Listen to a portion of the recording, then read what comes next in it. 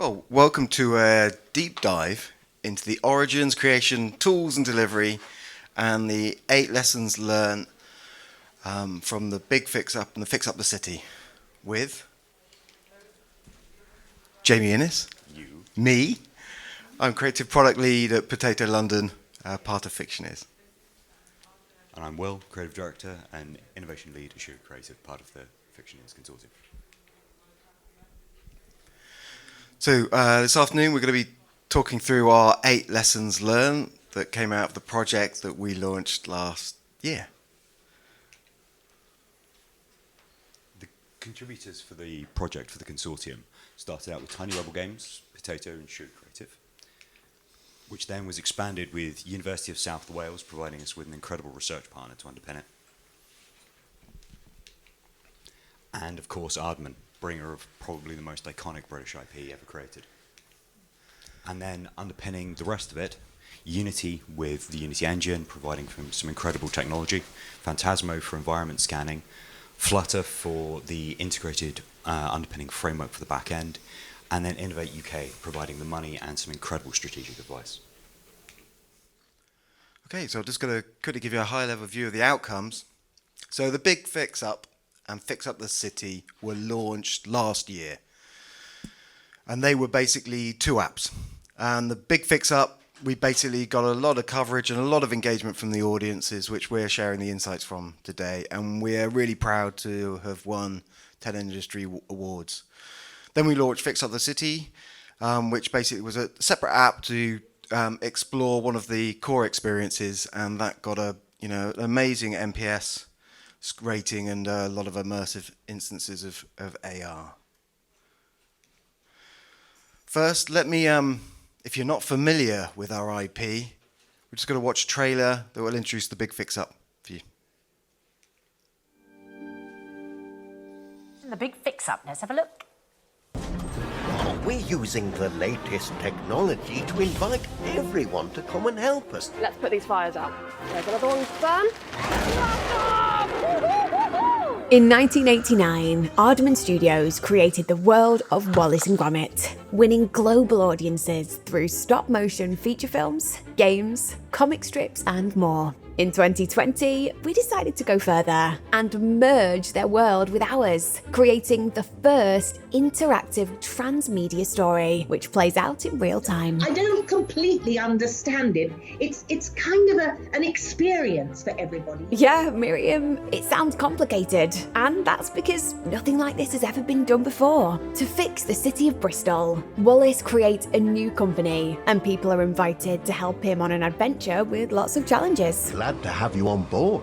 Fixing Wallace's iconic rocket, or the famous techno trousers, piloting planes. The adventure follows a 3-act narrative that evolves over days and adapts the story to real-time events during 28 days. To truly merge the real world with the digital, we used Unity's AR packages and visual positioning systems that allowed our characters to be spatially aware, enabling them to hide under a coffee table or jump from a table to the ground. The adventure also allowed users to answer character phone calls and explore extended reality portals. For the story climax, we used an innovative new tool to 3D map an entire block of Bristol that allowed everyone to experience Wallace's hometown through an unprecedented immersive experience. The Big Fix-Up story may have an end, but its multi-user storytelling platform will now empower creators to develop real-time augmented narratives for movies, games, and other interactive experiences.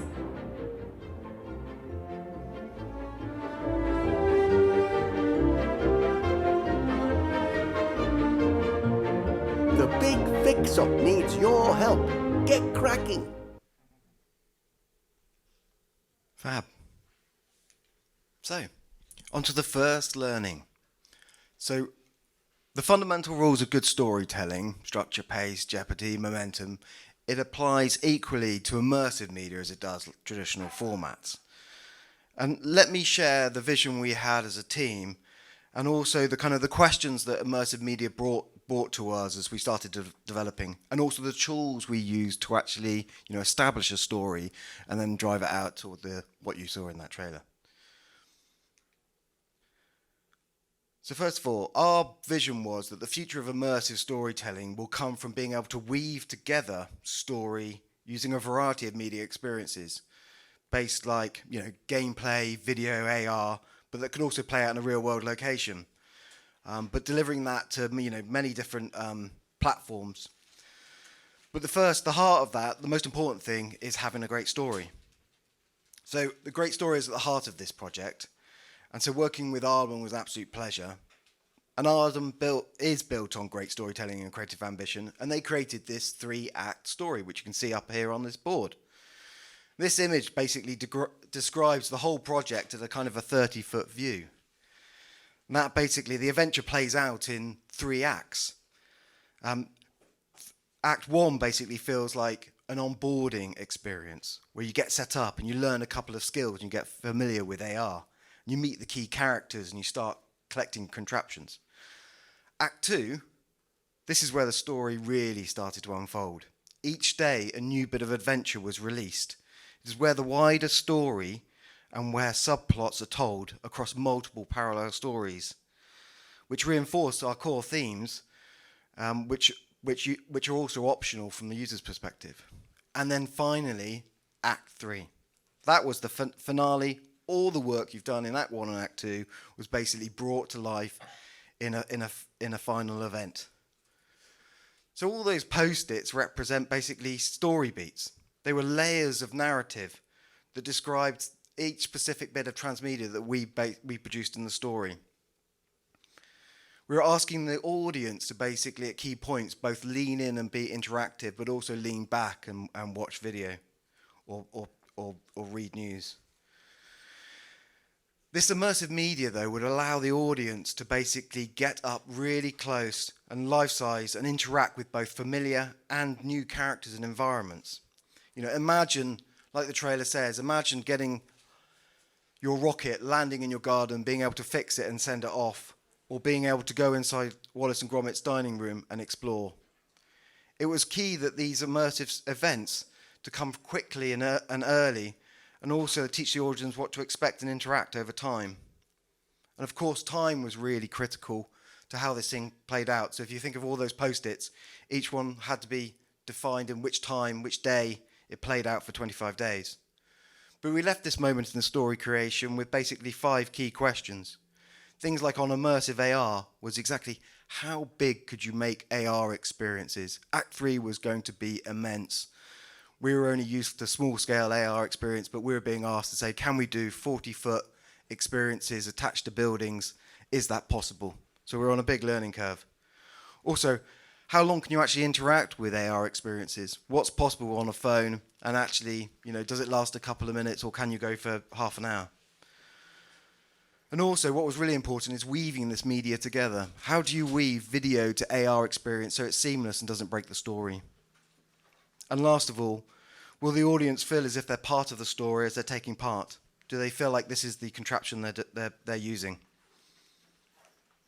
So as we go on, we took this story, but the fact that those things were on post-its is very hard, and we started on a digital transformation of actually using things like Google Docs to basically try and describe the story, but also identify people who could articulate it. Because at the early days, it was quite complex and interweaved. But what basically happens is these types of documents are good for a time being. You can start to identify from story beats from Acts 1, 2, and 3 what was supposed to happen, who would interact with what. But essentially, it got quite hard and sometimes out of date. So that we then moved from Google Docs to a tool called Miro, which may be familiar to some of you. But at the heart of it, it's very creative, Miro is. And it allowed us to basically translate that story into a more interactive structural piece of art, which allowed our team members to basically start to follow both via beats and date and time and interactive narratives like swim lanes. And as this animation shows, you can actually start to learn about how each media would interact with the next bit of media and then interact with the next, and then how that would scale from, say, an Act 1 through to an Act 3. But still, the challenges with documents like this, trying to describe an interactive media experience, is they start to become pieces of art, but actually potentially quite not that very useful. And actually still probably strikes fear in some of the team when they see it. But essentially, it allowed us to link back out to things like Jira to help development, but also to scripts and storyboards as we're exploring the kind of building of the platform. The next dimension in creating a story like this is how do you manage time over above that kind of creation process. So as mentioned in the trailer, this whole story was going to run in, or did run in 25 days in real time. But we also wanted to bring that experience to audiences who can make that live experience. And actually we needed to find ways of delivering that story in a kind of a repeat way, whether that was constrained to 5 days, 11 days, or even 0 time constraints. So it was a bit of a learning curve, and we couldn't quite work out how best to basically bring that into the early forms of story development because, you know, it could be a form of calendar that you end up storyboarding around, but it also needs to be really interactive.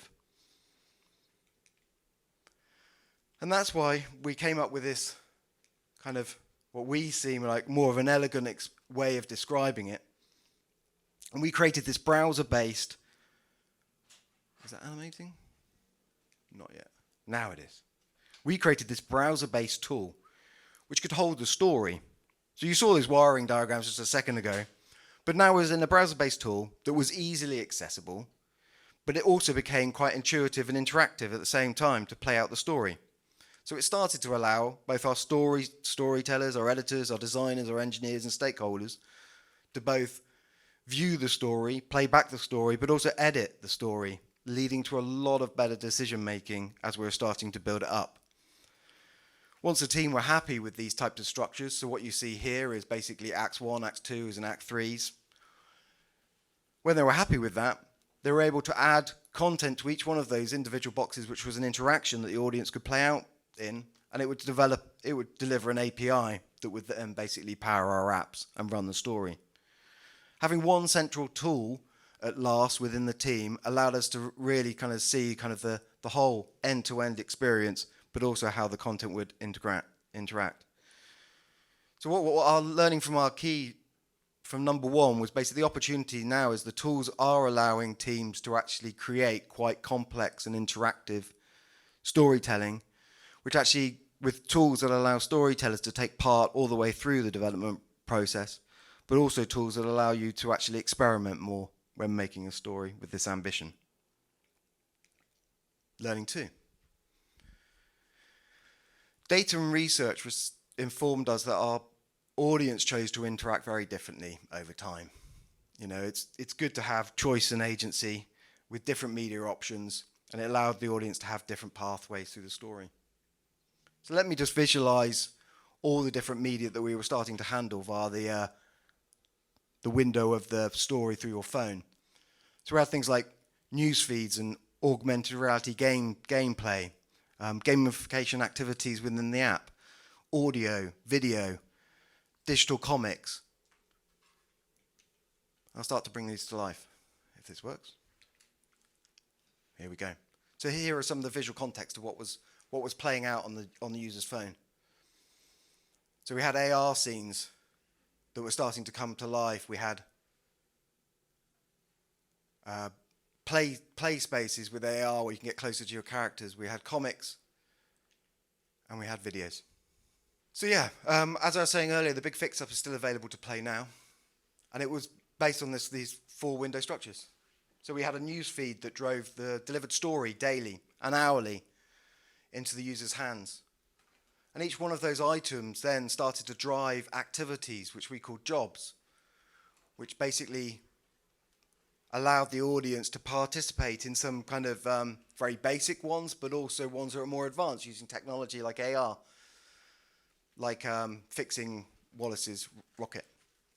But then also after that, you had started to actually use audio as a way of bringing those characters to life and having communication that may drive the next job or the next reward. And the story continues. So you can see that's where the phone basically plays the role of connecting all the media together. Okay. So this is a visualization of the story.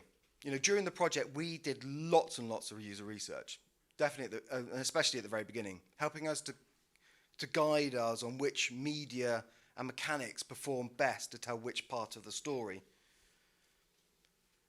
are those items actually enhancing the story? Are audiences actually following that steel thread, even though some may go deeper or some may basically stay quite top level? We launched the experience and continue to watch this behavior across the app to see how audiences were basically progressing on engagement of different activities and going through the 3 acts. As we were watching the real life, like the live experience, we realized our analytics tools were not capable of actually monitoring both that and our staggered timeline. So we did some further development on our tool.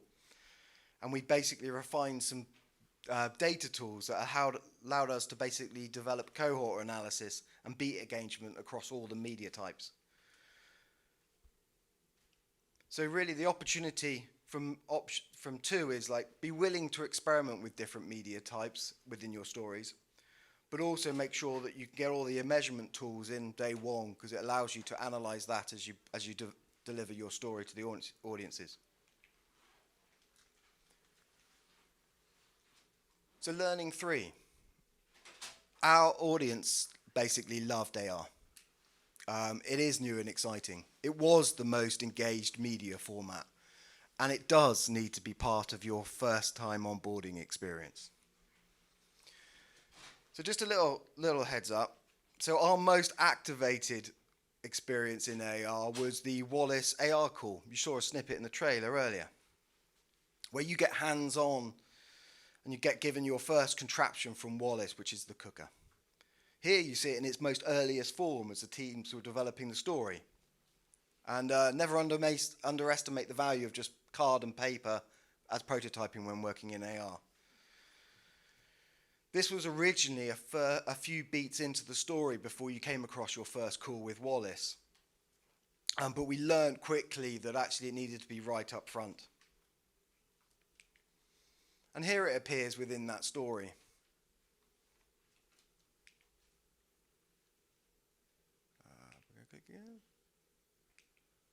There we go. It's cool to get up and close with Wallace. You can walk up. It's life size. These were things that we weren't ever able to do before, and actually Aardman were amazed on that ability to be able to get up that close and see the quality of the models. But one of the key things is when you're developing in AR is just looking at some of the UX challenges when it comes to storytelling. And so some of those are like, before you can start the story, you have to find the right surface to scan to be able to play this out. And also then make decisions on whether it's going to be the right size. But then also, before you press go, you need to get yourself ready before the story starts. Because sometimes, like, if you're looking the wrong way, the story will play off without you looking. These are kind of critical UX things that we needed to bring to the project in order for us to basically continually develop some of those further experiences. So let me take you through another example of that improved UX. So animatics were key for the team to really understand what the intent of the experience was before we started building it in Unity and 3D modeling. So simple storyboards coming to life that you could put on the phone and actually start to show the intents of exactly how you will get started, how you would then interact, and how you would know what steps to go through. From a UX point of view, we really did focus on the balance between both audio instructions, text instructions. For example, if an audience member is going to be outside and they haven't got headphones, are they likely to hear how they're being told to take part? So we provided text to basically describe, but at the same time, if you have audio component, it also enhances your ability to be able to, look the right way or hear what your interaction has just done. But all the time, you're trying to bring these types of media to the table, but not distract from the story, not spend 15 minutes just setting yourself up for AR. And as Will talk up later, the technology is really transforming, where this is probably, a year and a half old. So now, let's look at the next stage of the prototypes. So the fidelity is getting richer and richer. What you can see on the image on the left, for example, the quality and the quality of the models were really coming to life. But things like the lighting wasn't quite there yet, and the shadows were starting to be. But you can start to see that on the right-hand side. What was really key from a UX point of view was how far we could go with three-dimensional interacting from the fidelity of holding your finger and doing the wiring cabling game to fix the techno trousers. And what we quickly learned is it's a really nice ambition to be able to get up that close, but actually the dexterity of users, you're asking too much. So we started to introduce new UX patterns where the models could still be there, but you just need to tap and you bring those games up into the front, so you can let the user just actually complete those tasks within the frame of the phone, and you're not so distracted by the kind of or potentially disoriented by the 3D space. But once you've completed, that then goes back into the model and the story continues. So from a design perspective, we were trying to constantly look at, we know this is new technology, we have to teach people. Right, now we've taught them, once you've got them past the first, then they'll get very familiar with that over and over again. But these were critical to get right. And let's look at a few examples. So I'll flick these through these. But as you can see, even just, these are just small animations, but you can see the lighting is reflected from the real world lighting. It was a sunny day that day when recording these. But you can also see some of the other game examples of a football game. So it's just tap to bounce back. Again, as you saw as our, launching rockets and fixing rockets. The fidelity was great, and this was probably about half the size of the actual rocket that you could scale it to. So we were still giving choice to the audience member on how big their back garden was, or where you could go and play those. And here's another example. So you can see actually in these examples how lifelike those models or that experience could be. The shadows are sitting really well, the scale, it feels like they are there.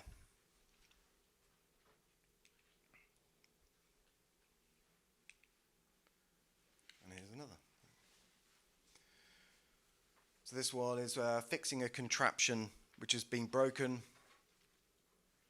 and you have to go in close, pick things up, and repair the contraption, and then you can play out a game. And here's one with a kind of picking up litter and throwing it into a cage, knocking out pigeons, throwing pigeons into cages. Oh, the right one's the litter one. So you can see they're highly interactive. They lasted 2 to 3 minutes. They were large scale, but you could also play these on tabletops from the same position. And they had the activities so you knew that if it lasted for 2 to 3 minutes and there were 4 activities, we were very clear on saying that there were 4 tasks to do. So the fourth learning is being able to adapt a story and test the results using our platform, both in a development environment and a live environment, really did accelerate our insight on story behavior, and the tools today will allow you to do that without re-releasing apps. So just as a headline set of things, the Big Fix Up, which is running on our platform, basically delivered our 3-act story and about 130 hours of immersive content. And it created lots of interactions, and it was live over 28 days, and we had ranges of 0. You could play the story out in a day, and we also released versions where it could run for 11 days, and it was in multiple countries. And here is an example of that platform in its form, with the Big Fix Up story in those boxes running left to right over 3 acts. And essentially it was delivering, each one of those boxes was a piece of media that was delivered at a certain time, certain day, in a certain sequence, after a certain interactivity to the audience's phone. And as I just let this demo play, it was just an animated GIF. This is the platform. Like I said a few times, it's like it allowed all our storytellers, writers, engineers, designers to basically simulate the story and look at the sequence of if they did one activity of one of those boxes, a video would be released. Or if they took on one story job and they were connected together, they would start one story job and get through to another story job if they took that path. But in development, you can easily you can experiment easily. You can easily duplicate this entire story and edit it and reduce it down and release it again and experiment with it. You could add more time constraints on when things should be delivered. You could remove time constraints. And what you can also do is basically simulate the experience really easy, which will play out in the animation in a second. But actually, this was how we really, once we got the insight about that we should be putting the Wallace's AR call up front, it was very easy for one of the story editors to move the AR call in one of those boxes right up to the top and actually just publish it, and it appeared on everyone's phones without having to update.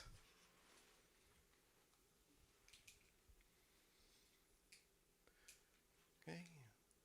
And last of all, the next most important piece of delivering an immersive transmedia experience is being able to bring new insight to the table, both for the partners you work with, but also the storytellers who make it. And analytics was critical. Analytics allowed us to, like I said earlier, run tests with groups on different timelines to see how they experienced and how they interacted with that story.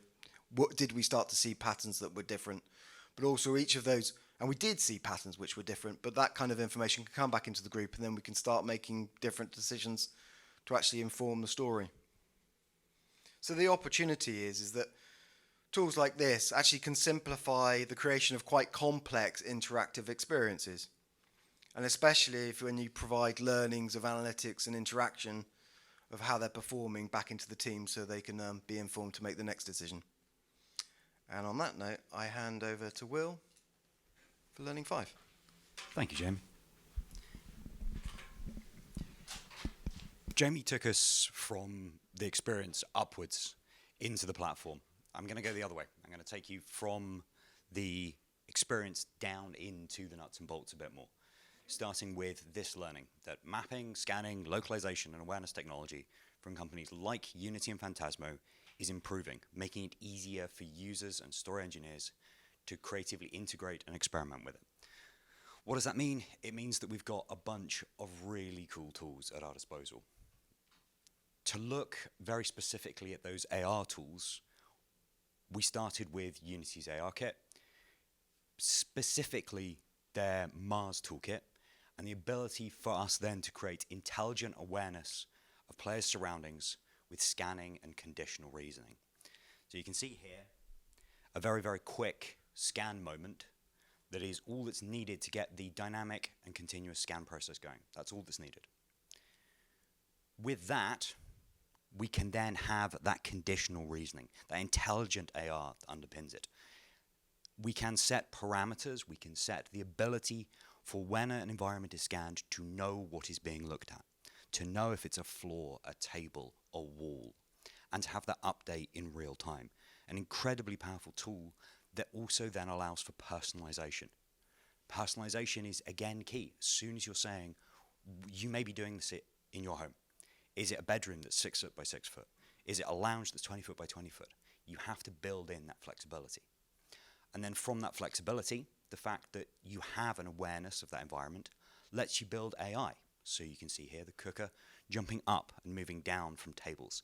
And that works in whatever environment you place them because it reacts and it has that intelligence. So you can see that intelligence in action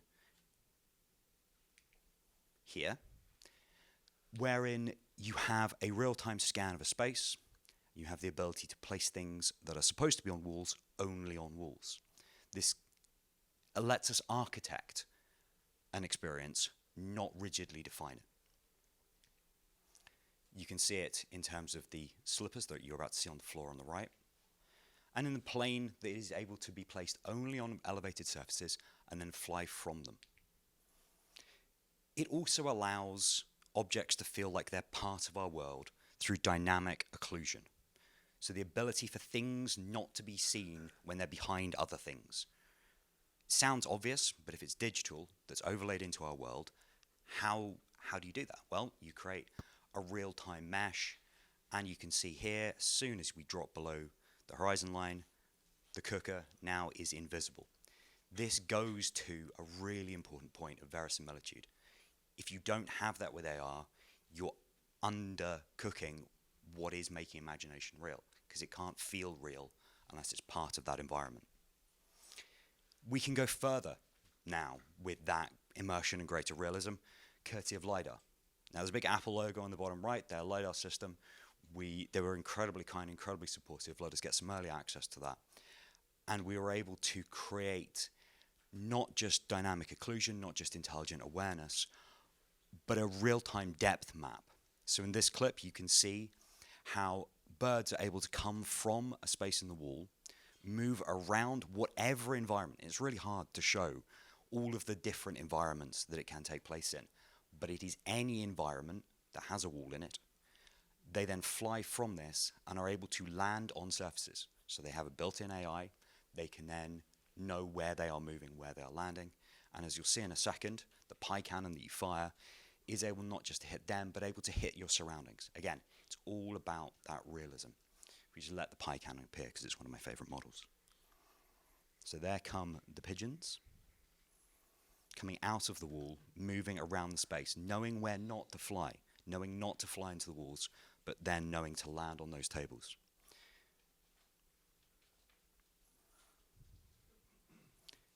Here comes the pie cannon.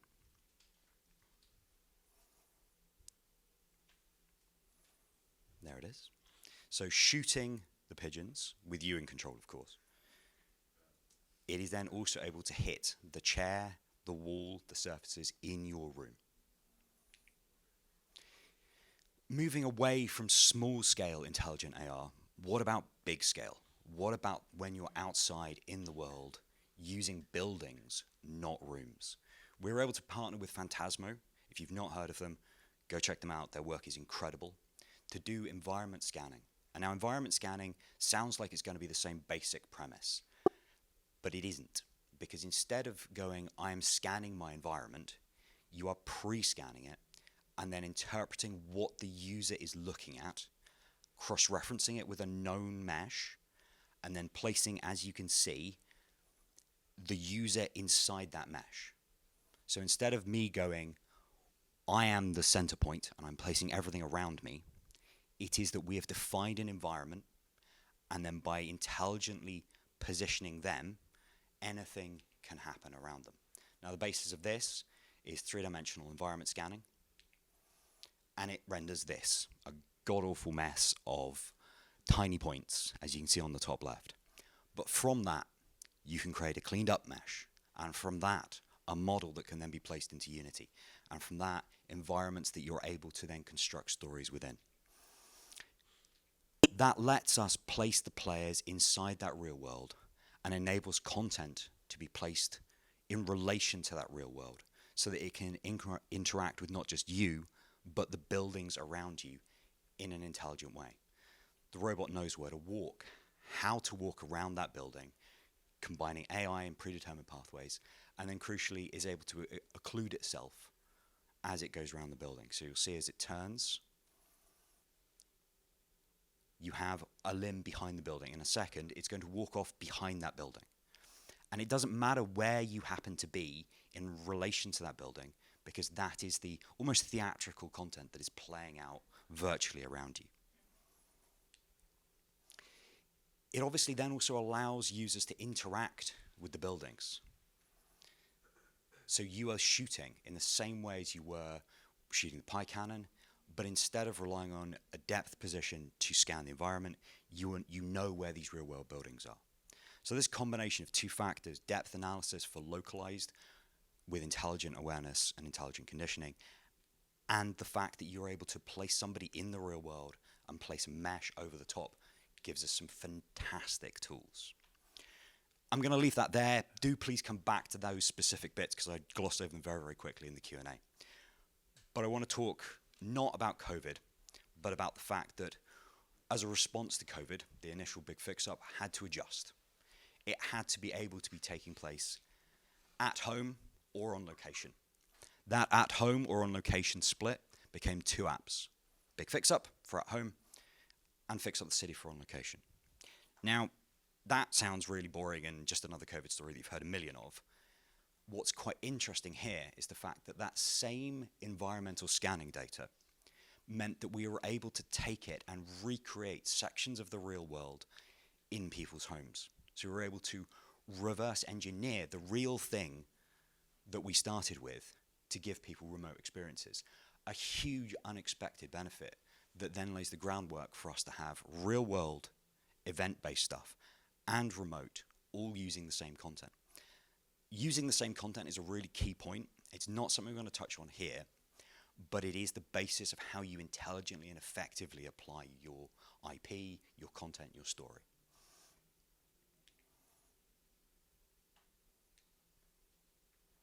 You can see here the cloud spatial data inserted into Unity. As you can tell, I'm a bit of a Unity fanboy. You've got the environment that was scanned, but crucially, you've got the transformation of it into a play space. So you can then construct it as you would any other game, any other play space. And you can see Big Lad Robot doing its thing. Right, big fix up, localized, at home, great. Fix up the city. Okay, how do you then, post-COVID, use the same basic toolkits, use the same story elements, and take it out and replace it back into the world? So how do you deliver on that immersive real-world content? Fix Up the City was a hybrid augmented reality experience that brings story to life in the real world. We set it in 3 cities, Bristol, Cardiff, and San Francisco, because we got some good scans of those locations. There's nothing particularly special or unique about those cities. It could be any city in the world. It's a single story intended to be experienced over one day, so crucially different from the big fix-up, which has a much longer time frame, but shows again the flexibility of being able to adjust to an intended time frame. We had multiple separate subcomponents that linked together to form a cohesive narrative. Again, perfectly as you would expect. What is again then interesting is that it was inconsistent. We were able to adjust to parameters that made it suitable for each of the locations. Overall, it provides 45 minutes of immersive entertainment. It is when you add in the walking between, it's a film-length experience. It's quite all right. Let's just very quickly scan through a few.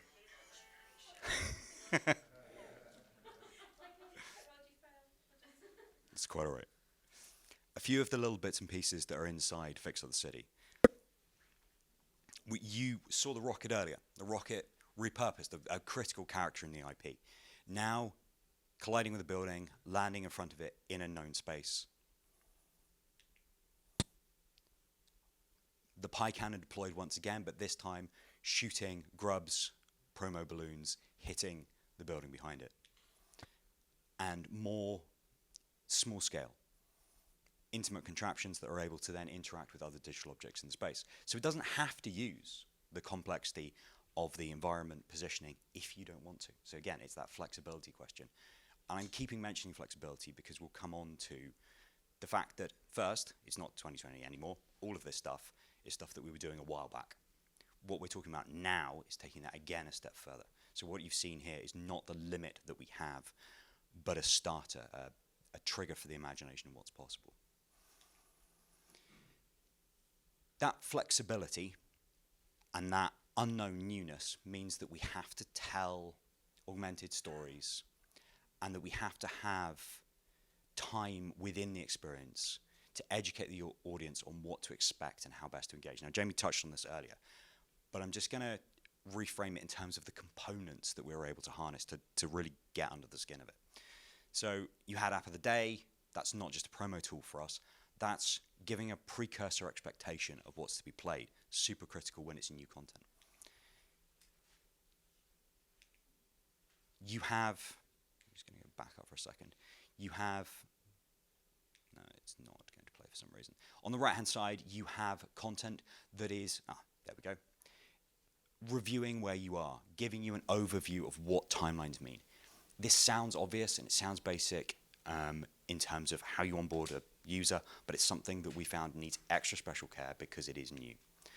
The other thing we used Hang is on a clips minute, like this. that's not me, it's you. No, Wallace, it's you. It's always been you. Me? I don't understand. Oh dear. Well, perhaps this little presentation will help.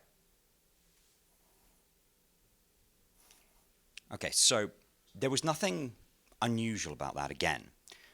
I mean, it's a very traditional thing. It goes all the way back to Shakespeare, having a review of what has happened to make sure at every stage the player, the user, is on board with what's going on. Because as soon as you have interaction, as soon as you have time non-specific elements, you have things that people may have missed or chosen not to do, being able to make sure they're with you at every point on that steel thread becomes super important. You also have some unique challenges with onboarding them into the environment. So scanning your space, but also then making them look in the right direction. So you've got three-dimensional space, you've got three-dimensional content. How do we know to look over there? Well, we literally have to tell them. And these things, again, they're obvious, but they're super duper critical. The other thing is make sure people are talking about it. Because if people aren't talking about it, it's not just they don't know, it's not a traditional marketing question. It's people aren't knowing what they're going to be walking into. And make sure you get press coverage as a result. Right, lastly, because I want to make sure we have time for a Q&A, is that, as I was saying, these are three-dimensional experiences playing out in real-world locations. So they need to be treated as physical experiences as well. The space becomes theatrical with an audience that's able to see something in 3 dimensions, except for the fact that your audience is now moving around and maybe putting their phone down and maybe talking to their friends. So you can't rely on knowing what they're going to do. So you have to be aware of a 3-dimensional real world that you want to be directing, drawing their attention to, guiding them through it. It's a very immersive theatrical question. And it is something that creates a new dynamic to how you have to approach these stories. It also means that you have to consider elements of the physical space in which it's going to transpire. Now, a lot of these we failed to consider in advance, so this is learning the hard way. So that's a very big Ferris wheel. When we scanned our environment, when we planned for this, we did not anticipate the presence of a giant Ferris wheel. So make sure, if you're doing something like this, that there's no giant Ferris wheels there. If you know Cardiff, then you know that that is the Senedd, the government building. Fine, no problem there, no worries, except for the guys with guns. And as soon as you have crowds and crowds of people pointing their phones at a government building, you have lots of very jumpy security guards coming out going, "Excuse me, what are you doing with your phone?" and pointing machine guns at you. Notifying the people that it's going to be transpiring and getting them on board, so very important. It happened to us when we were testing, so we were able to get out ahead of it, smooth it out, no issues. But unexpected elements of how you engage with the space. Tiny upright pillars, knowing the limitation of your environment scanning, knowing what can be included and what can't. Again, talking with the companies. Phantasmo, going to sing their praises. Unity, sing their praises, because without that close integration of their know-how, you will find things that you weren't expecting. And lastly, knowing about your coverage. So that's a dead spot in coverage. Walking the space, planning it as a physical space, but then also recursively going back and remembering that it is in part digital. And then lastly, as you will have seen in the clips with the robot, that turns out to be a very, very high traffic area. Just off to the bottom right is an ice cream van. Couldn't anticipate it, didn't think about it, huge footfall of traffic. So you want to make sure that when you're planning a space, especially one where you have a giant robot the size of a building coming out, they're not then walking all over the people, both breaking immersion and then looking a bit weird. On that, I'm going to say thank you. I'm going to take a swig of water because it is very warm in here. And then open it up to a Q&A. Any questions, any thoughts, we'd absolutely love to hear. Applause, wasn't expecting that. Thank you. Yeah. Okay, so application of 3X structure to story for the AR immersion, awesome idea. 2 simple questions, I hope they're just easy answers. What was your team size and timeline for this project? In fluctuation, I understand that, but I mean just general. And then finally, for the final ARP SAC 3, was it just a scan with recognition of a building to make your anchor and positioning, or did you use GPS as well? Okay, so there's a few different things in The there. scan and whatnot, Yeah. If So you it's wanna a open up so with team two-part size. yeah. So team, loud. Sorry. Team size. We started small and grew to about 42 people over about a year and a half to nearly 2 years. Oh, no, you're holding that. Yeah, let's say about that time. Yeah, But yeah, about let's do 42 people, and a great mix between storytelling, artists, and engineers, both Unity and software engineers. I think it's worth also pointing out there that it was an R&D project. So we were stepping very much into the unknown. And that's not a good benchmark for how long it would take to make it again. Yeah, a lot of Yeah. lot of learnings. False starts, lots of pain points. So actually, you could probably get away with the team half the size and half the amount of time. But that's how we went. Scanning-wise, it kind of depends on which bit of it you're looking at. So obviously, we had Big Fix Up and we had Fix Up the City. Now, Fix Up the City had 3 environment scans, 3 different locations, block-sized scanning. So yes, we were using that. Yes, there are elements of GPS components within it, mostly to localize the person within the space to begin with. Okay.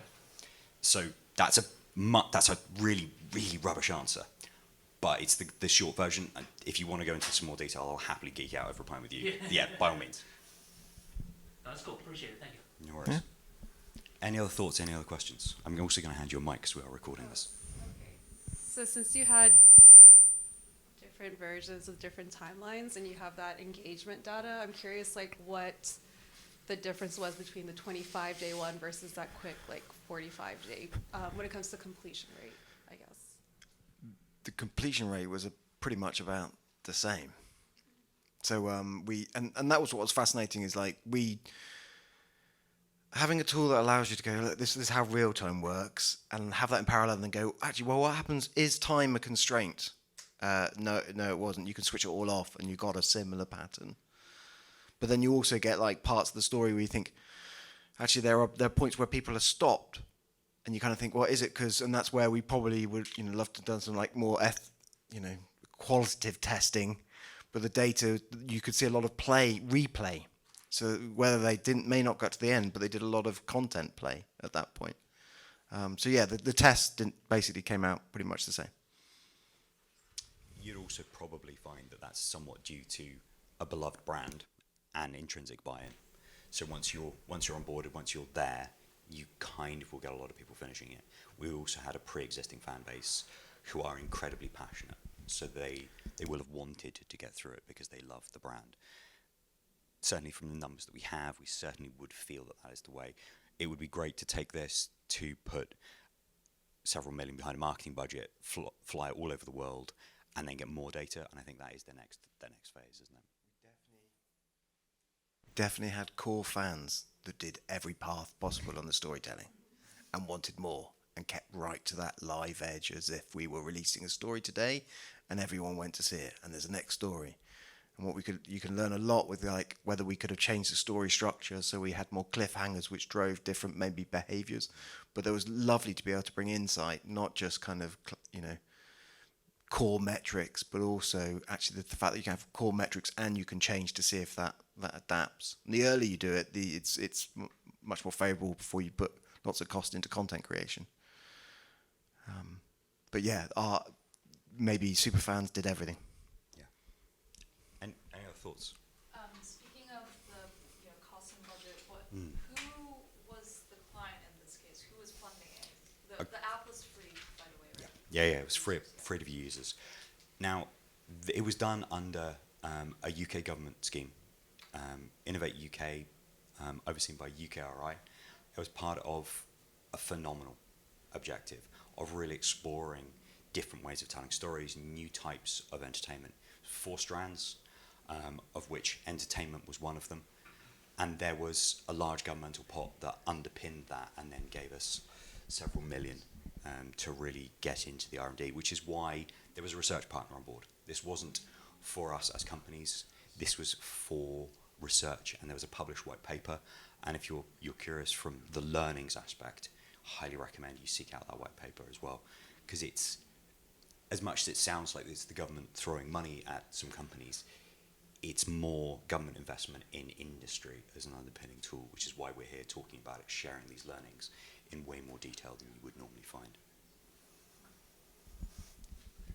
Any other thoughts, any other questions? By all means. So, you know, you mentioned you had sort of super fans that went through the whole process. What sort of metrics did you see for those that maybe weren't super fans? Was it successful in bringing in new, like a new audience? You know, we didn't go back out to the audience and go, you know, what category were you in? So ideally we'd love to. So like we identified lots of things we would love to have gone. But you could definitely see audience members basically starting and stopping, and then we could put new bits of the story in or rearrange bits of the story and actually see progression again, which is again back to having tools which allow you to do that. Because you're, you know, as much testing as you can do at the very beginning, most qualitative, it doesn't uncover everything. But we're also giving people the option to go down different paths, and clearly you could tell that some paths were infrequently touched. Yeah. By all means. What kind of applications are you excited about that you haven't seen yet, since this is so much new technology? Do you want to lead on that? No is an acceptable answer. No. Yeah. For me, it's more intelligence. So, okay, we've got the ability to know a place, to know a space, to know an inside room, to know wherever that is. That's knowledge. Intelligence is using it. We scratch the surface, combining it with machine learning, combining it with AI, having not just things, but real characters that are stepping into our world. That really makes me excited, because that's breaking down the barrier of what is imagination and what's not. And that's what we do, that's what we love. So for me, those sorts of applications are where I'm really excited. As too. I wish I could have got rid of the phone. You could see the excitement when people picked up the phone and saw these things through a window this big. And you think, wow, if I could just get rid of that constraint, this is going to be amazing. And I think that is really inspiring to know what could be happening in the next X amount of time. Because I think then you'll be so much excited, because seeing two people play around the same experience because they can see each other. We didn't deliver, but you wanted to deliver, because everything becomes quite like an individual experience with, you know, that game. And I think so if you get that combination, so you can see peripherally around you and see these things and interact and see other people interact, it's going to be amazing. It really is. It just wasn't there when we were doing this. I think it's worth pointing out that we're now at the point that we do have multiplayer prototypes for that. Oh yeah. It's not the fact that tech can't do it, but it's just that within this project. So we are at the point where you can do this as a shared experience, where we are building shared versions. I'm being gestured at, so I'm assuming the Q&A is over. Thank you. Thank you. Thank you very much for coming and listening. It's been wonderful to be here and talking to you.